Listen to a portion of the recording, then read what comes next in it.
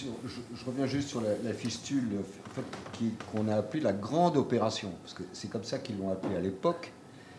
Et c'est vrai que la chance des chirurgiens, mais aussi des médecins, c'est que Louis XIV, qui a régné 55 ans, a été très souvent malade.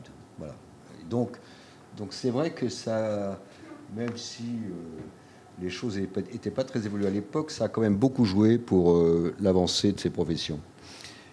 Vous pouvez d'ailleurs, parce que les médecins du roi ont tenu un journal, ils tenaient un journal de la santé du roi. Et ce journal est parfaitement accessible sur Internet.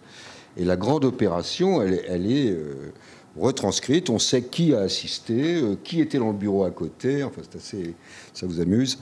Vous pourrez apprendre tout ça. Sur la grande opération, il y a une autre histoire. Mais les historiens ne sont pas d'accord entre eux. C'est que lorsque Louis XIV a été guéri, c'est-à-dire qu'il était cicatrisé, qu'il pouvait remonter à cheval, il a bien compris qu'il était guéri, il a commencé à distribuer 275 000 livres aux gens qui ont arrangé son affaire, et il a demandé à Lully de lui créer un Te Deum. Et donc Lully a commencé à faire les répétitions, et un jour, au cours d'une répétition, il avait sa canne comme ça, et il s'est abîmé le pied. La situation a empiré. Donc là, on est en janvier 1687, donc 3 mois après l'opération. La situation empire. On lui dit, il y a des chirurgiens là. Donc, et on lui dit, il faut amputer. Il dit non, je ne serai pas amputé. Et il décède. Bon. Sauf qu'avant son décès, il avait quand même fait ce Te Deum. Il y a Handel, qui est un musicien anglais qui passait par Versailles et qui voit la mélodie, et qui ça, etc. Et qui, 30 ans plus tard, en Angleterre, à la cour, dit là, j'ai un truc que j'ai vu à Versailles, que j'ai entendu à Versailles, qui m'a l'air pas mal.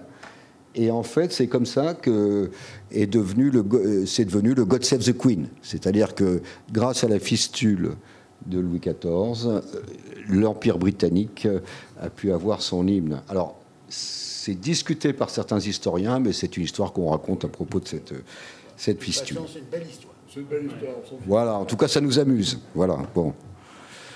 Donc, pour revenir aux amphithéâtres, donc à l'amphithéâtre Saint-Côme, donc ces dissections anatomiques, en fait, c'est au moment de la Renaissance qu'il y a un médecin belge qui était d'ailleurs venu se former en partie à Paris et qui ensuite est allé en Italie à Padoue, qui s'est mis à faire des dissections anatomiques et qui a expliqué qu'il fallait que ce ne soit pas les chirurgiens qui essayent de faire des dissections, mais que ce soit des médecins, et que ce qu'avait raconté Galien depuis 1000 ans était une erreur, parce que lui, il avait disséqué des animaux, et lui, il a disséqué des hommes. Il a publié, au moment du début de l'imprimerie d'ailleurs, De Humani Corporis Fabrica, qu'on appelle la Fabrica, le premier traité d'anatomie. Voilà. Alors à partir de là, se sont développés des amphithéâtres d'anatomie qui, dans l'ordre, on a eu Salamanque, Padoue, Leyden, Copenhague, Bologne, Uppsala, et toujours pas d'amphithéâtre d'anatomie à Paris.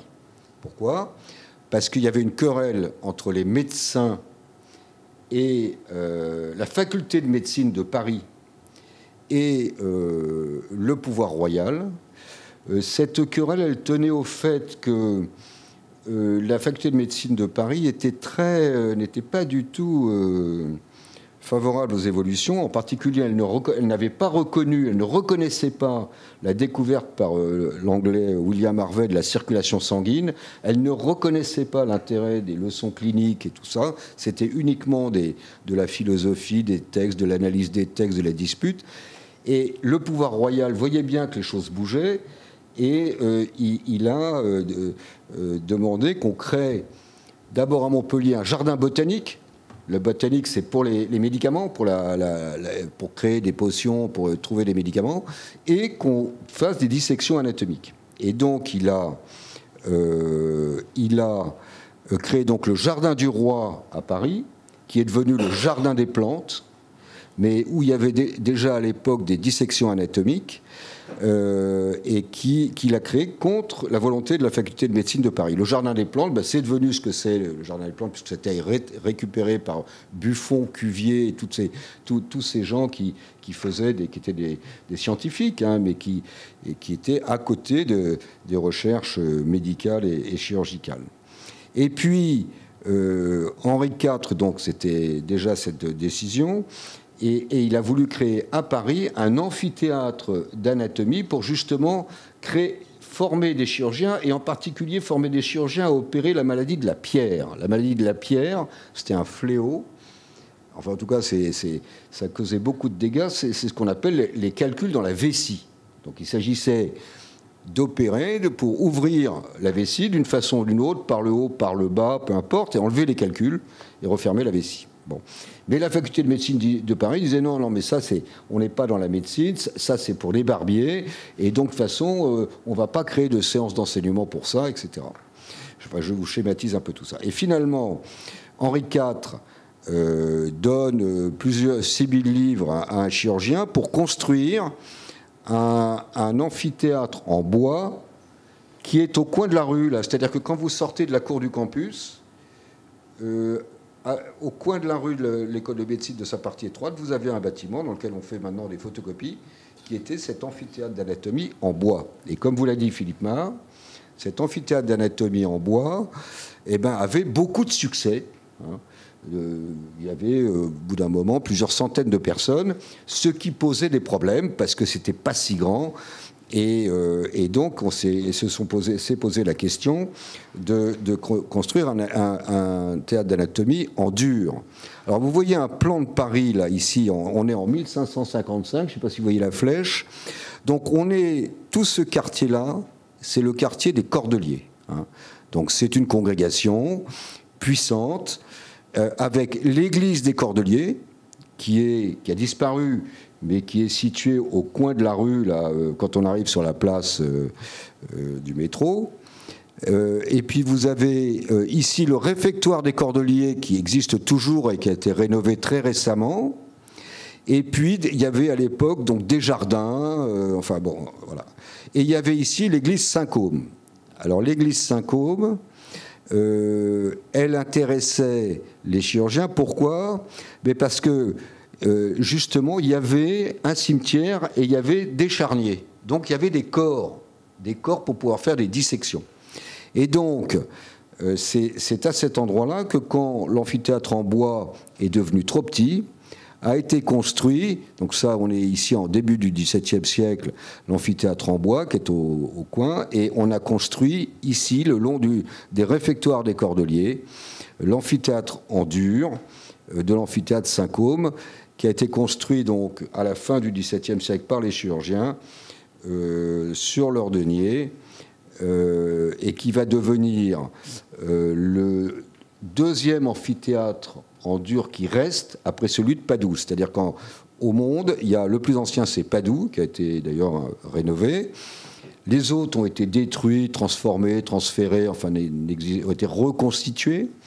Mais l'amphithéâtre Saint-Côme, il est toujours dans son jus, et c'est l'amphithéâtre, donc le deuxième au monde par ancienneté. Il y a ensuite, à partir de ces amphithéâtres, ont été déclinés sur le même mode Louvain, Bordeaux, Montpellier, et puis même d'autres plus petits comme Perpignan. L'amphithéâtre Winslow, dont vous a parlé Philippe Marre, c'était l'amphithéâtre de la faculté de médecine elle-même, qui, pour des raisons non pas volontaristes, mais à partir d'un certain moment plutôt financiers, n'ont pu installer les dissections anatomiques qu'à partir de 1742. Alors voilà la conformation, c'est-à-dire qu'il faut de la lumière, on va vous montrer tout ça tout à l'heure. Et puis cet amphithéâtre étant devenu trop petit, eh bien Louis XVI a donné les crédits pour que soit construite de l'autre côté de la rue, ce qu'on appelle maintenant la faculté de médecine, mais qui a été construite initialement parce que Saint-Côme étant devenu trop petit, il fallait plus de locaux pour les chirurgiens et pour les dissections anatomiques. On vous montrera ça tout à l'heure. On va peut-être passer... Est-ce que vous avez des questions ou on verra ça peut-être après ? Alors, on voulait vous faire un petit point sur ce qui est devenu maintenant la chirurgie, qui n'a plus grand-chose à voir à ce que vous avez pu connaître pour les plus anciens au siècle dernier. Donc, la chirurgie, c'est très ancien. Hein, c'est déjà au néolithique, on faisait des trépanations.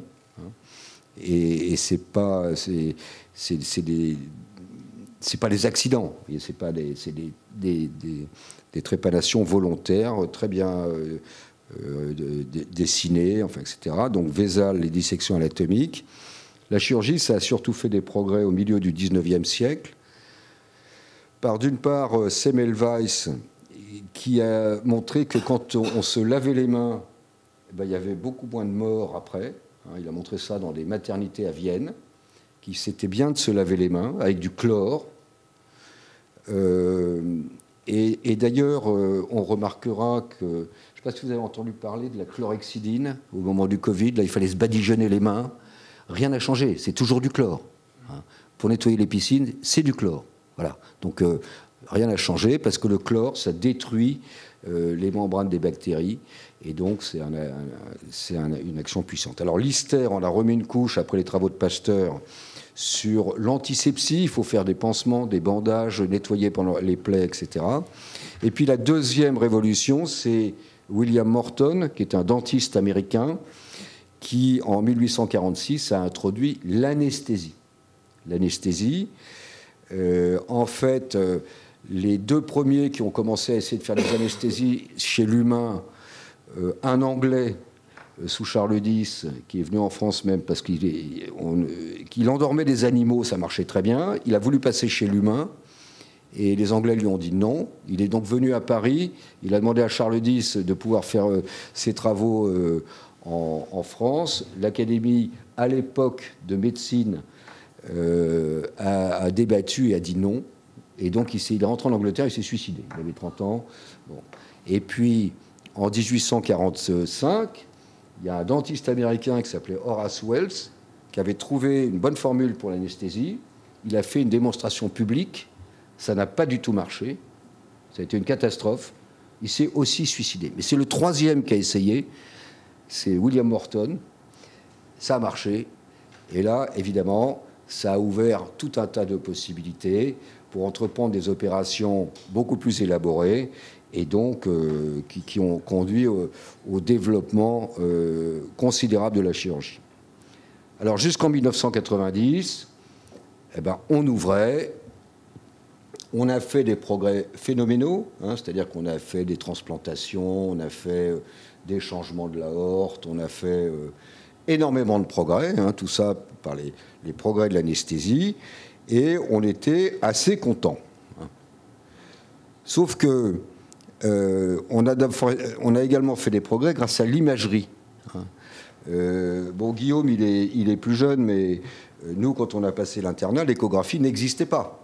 En 1980, moi, quand j'ai passé l'internat, l'échographie, on disait ah ouais, c'est un truc qui est pas mal parce que ça fait pas mal et on peut voir s'il y a un calcul dans la vésicule ou pas. Voilà, ça se limitait à ça. Depuis, on a eu les scanners, on a eu les reconstructions d'imagerie, on a eu de l'imagerie fonctionnelle, on a de l'IRM, on voit de mieux en mieux. Et évidemment, quand on voit de mieux en mieux, eh bien, on traite de mieux en mieux parce qu'on on sait exactement ce à quoi on a affaire. Et ça a transformé, pas seulement la chirurgie, toute la médecine. Et les progrès sont continuels encore en matière d'imagerie. Et puis, en 1990, il y a un Français qui va à un congrès à Atlanta, aux États-Unis, et qui dit moi maintenant, je n'opère plus en ouvrant, j'opère avec des petits trous, puis une caméra. Et alors, vous voyez, c'est la façon en haut à gauche, là, d'opérer. On opère en suivant la télévision, avec des instruments, donc petites incisions. On voit beaucoup mieux. Vous voyez, ça c'est le foie, la vésicule biliaire, ça c'est l'utérus. Il suffit d'approcher, ça c'est le poumon, il suffit d'approcher sa caméra pour avoir un effet très grossissant. Tout le monde voit mieux, la penseuse voit mieux, l'anesthésiste voit mieux, l'aide opératoire voit mieux. Et surtout, ce sont des petites incisions. Et autre exemple, vous voyez, là, vous êtes dans le genou, donc ça, c'est un ménisque. Là, ici, on est dans l'oreille. Ici, c'est un fœtus, on fait des fœtoscopies. Ici, on enlève la thyroïde sans ouvrir le cou. Là, c'est l'ophtalmo. Ça concerne toutes les disciplines chirurgicales. Et donc, c'est une révolution. Pourquoi ? Parce que l'opération, tout le monde voit, elle est plus fine, il y a moins d'agression, il n'y a pas de grandes ouvertures, et donc les patients ont beaucoup moins mal, et donc ça a transformé. Ce sont les mêmes opérations que ce qu'on faisait avant, et ça s'est diffusé dans tous les pays, et pour toutes les chirurgies. Et donc ça a été une révolution en 1990. Révolution suivante, il y a un chirurgien danois qui dit faut arrêter maintenant de laisser les gens à jeun, faut arrêter, quand ils ont des nausées, il faut s'en occuper, quand ils ont mal, il faut s'en occuper, faut arrêter de mettre des drains partout, il faut arrêter de les laisser au fond de leur lit, maintenant il faut les bouger. Voilà. Donc ça s'appelle la réhabilitation améliorée. Donc, plus de drains, on traite les nausées et vomissements, on a des produits très efficaces pour prévenir les nausées et vomissements, on traite les douleurs, on mobilise les gens, on les réalimente tout de suite, y compris pour les opérations sur le tube digestif. Et l'intérêt de ça, c'est qu'il y a beaucoup moins de complications. Il montre bien que quand on s'occupe des gens de façon très active, voire intrusive, pour les remettre sur pied le plus vite possible, il y a moins de complications, quelle que soit la spécialité, que ce soit pour une prothèse de hanche, des opérations sur le ventre, des opérations urologiques ou sur le poumon. Et donc ça aussi, ça a complètement changé la donne. C'est ce qui explique que les gens restent de moins en moins à l'hôpital. Tout le monde y a intérêt. Les médecins parce qu'il y a moins de complications, les malades parce qu'ils se remettent beaucoup plus vite, les établissements parce que ça leur coûte moins cher, et la Sécu parce qu'elle fait des économies. Et donc, quand on dit, est-ce que de temps en temps, il ne faudrait pas rester un peu plus à l'hôpital ? D'ailleurs, dans tous les pays de l'OCDE, le nombre de lits diminue, parce que c'est une évolution de la médecine. Mais on ne s'arrête pas là. Parce que maintenant, vous pouvez ne pas opérer. Vous pouvez dilater les coronaires, vous pouvez traiter des accidents vasculaires cérébraux en faisant une ponction et en montant un cathéter. Jusqu'à il y a une petite dizaine d'années en France, quand vous aviez une hémiplégie, vous constatiez les dégâts et vous l'envoyiez chez le kiné. Maintenant, quand il y a un accident vasculaire cérébral, vous sautez sur les gens, vous leur montez des cathéters dans le cerveau, vous enlevez les caillots, et vous récupérez des gens qui avaient une hémiplégie. Quelques heures plus tard, ils récupèrent tout. Donc, ce sont des révolutions thérapeutiques, et ce sont des révolutions thérapeutiques qui se substituent à la chirurgie, qui prennent des indications de la chirurgie, parce que si on peut faire la même chose de façon moins intrusive, c'est beaucoup mieux. Alors, autres exemples, c'est des endoscopies. On voit par les voies naturelles rechercher des calculs. Ça, c'est une bronchoscopie, c'est-à-dire que vous avez ici des bronches saines. Et puis, lorsqu'il y a une obstruction, vous pouvez parfaitement désobstruer cet obstacle. Vous pouvez faire les prélèvements, etc., par les voies naturelles. Autre exemple, ce sont les fameux calculs dans la vessie ou dans l'urtère dont on a parlé. On va les chercher maintenant par les voies naturelles. Ici, on est dans l'utérus pour retirer des polypes ou des lésions suspectes. Voici une hystéroscopie normale. Et voici une hystéroscopie avec, là, ici, il y a un stérilet, enfin, peu importe. Mais ce sont des procédés moins invasifs, mais qui ont des résultats équivalents à la chirurgie. Les robots, depuis maintenant une quinzaine d'années, qui sont arrivés en France, qui permettent une chirurgie plus fine, avec la différence que le patient, on n'est plus sur le patient, mais on est à distance du patient, on est comme avec des joysticks, et on opère à distance, on est dans la même salle, mais on est sur un écran dans sa cabine pour faire manipuler les instruments. Voilà pour le robot, pour les genoux, pour les hanches, ça se développe beaucoup, et maintenant on voit bien que les gens... la durée d'hospitalisation est diminuée, que le confort est amélioré, et donc il y a encore des progrès parce que ça permet une chirurgie plus fine. Et puis on ne s'arrête toujours pas là, puisque maintenant, il y a des agents. Avant, quand on opérait les varices, on ouvrait, on enlevait la veine, on refermait. Maintenant, on envoie des ultrasons, ou on envoie de la radiofréquence. C'est-à-dire que là, il n'y a même plus d'incision. C'est-à-dire qu'on respecte une parfaite intégrité, mais par contre, on a des agents qui vont aller cibler un organe ou un vaisseau, comme c'est le cas pour les varices, mais c'est valable pour les fibromes utérins, c'est valable pour le cancer de la prostate, c'est valable pour tout un tas d'indications, la thyroïde, etc. Et donc, alors tout ça est en évaluation, c'est-à-dire qu'on compare les résultats et tout ça, mais on voit bien que la chirurgie devient, reste de plus, est de plus en plus efficace en étant de moins en moins intrusive. Et donc, c'est une évolution naturelle des choses et c'est l'intérêt de la prise en charge des malades. Et puis, ce qui nous intéresse en ce moment, c'est les datas, parce que le but, c'est de faire une chirurgie personnalisée avec les meilleurs protocoles possibles. Et donc, quand on traite un cancer du sein, avant, on disait, ben voilà, dans le Kansas, ils ont dit qu'ils en avaient traité 3000, qu'ils avaient opéré comme ci, puis qu'ils avaient fait des rayons et tout ça. Mais en réalité, les malades du Kansas, c'est pas du tout les malades français. Au Kansas, par exemple, il y a 4% de noirs, alors qu'il y en a 46% en Alabama. Donc c'est cette personnalisation des traitements vers lequel on va, avec des protocoles très individualisés, et c'est l'accumulation de data qui nous permet de faire du deep learning et tout ça. Et par exemple, notre vice-présidente qui sera présidente l'an prochain, qui est la directrice du Centre anticancéreux de Strasbourg, elle s'occupe du cancer du sein. Et ben, elle a une banque de données sur des dizaines de milliers de malades concernant les polluants. C'est-à-dire qu'ils ont interrogé, ils ont mis dans les dossiers, etc., tous les polluants, et ils regardent quels sont les polluants les plus dangereux, etc., et qui est exposé à ces polluants, et les traitements, avec l'accumulation des datas, ça permet de cibler des traitements de mieux en mieux. Bref, on ne s'ennuie pas une seule seconde tous les mercredis après-midi à l'Académie pour voir tous ces progrès.